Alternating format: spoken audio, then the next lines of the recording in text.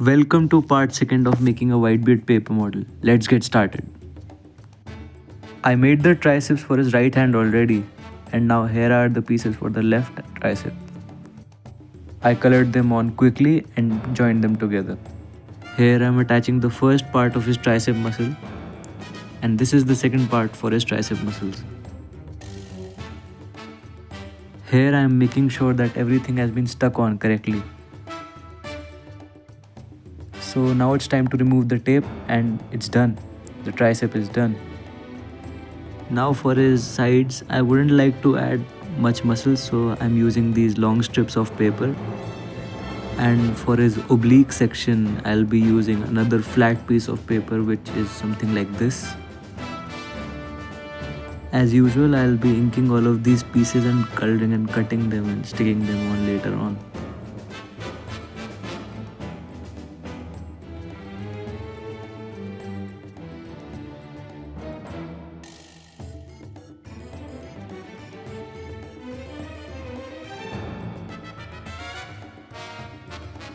So I also use a lot of double-sided tape to hold things together firmly.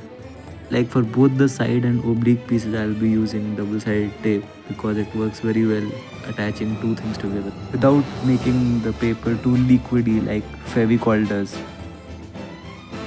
I use OU art markers because they work very well for coloring. So here we have the first oblique piece, the second oblique piece. Cool. So now it's time to make his abs and oblique muscles, which are popping out a lot as you can see in my drawing. I will try to capture every possible detail that I have shown in my drawing. So what I do here is I take the muscle directly from my drawing, and I also kind of complete the pencil work of this, and I put a few cuts to round the shape so it pops out.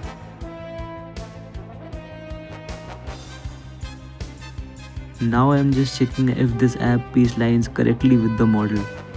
If there is any mistake, I redo the piece again, but not now. So here is the first ab piece, the second ab piece, the third ab piece, and the fourth and the fifth ab pieces. Now that the abs are done, I can move on to the obliques. Here's the first piece, here's the second piece, the third piece, and I just repeated the process all over again till I thought I had all the muscles done. It looks quite good. I've never made any character with an ab crunch before, so this was definitely something new. Example, here's a model of Rox Dzevek I made, and there's no ab crunch on it because there's just half the waist. So there's that. Or someone like Shanks, whose waist joint doesn't even exist. I don't know for what reason I jammed his waist joint. He still looks quite good. He's probably one of the best models I've ever made till now. So this is the sash kind of thing that Whitebeard has around his waist. Coloring this in with a dark tone, and I finally stuck it onto a piece I made for his waist. Here's a joint that I made for his sash so that when the legs move, the sash doesn't cover a part of his legs and the legs are unable to move. This part can also rotate. So here's the sash pieces, I think that's what it's called.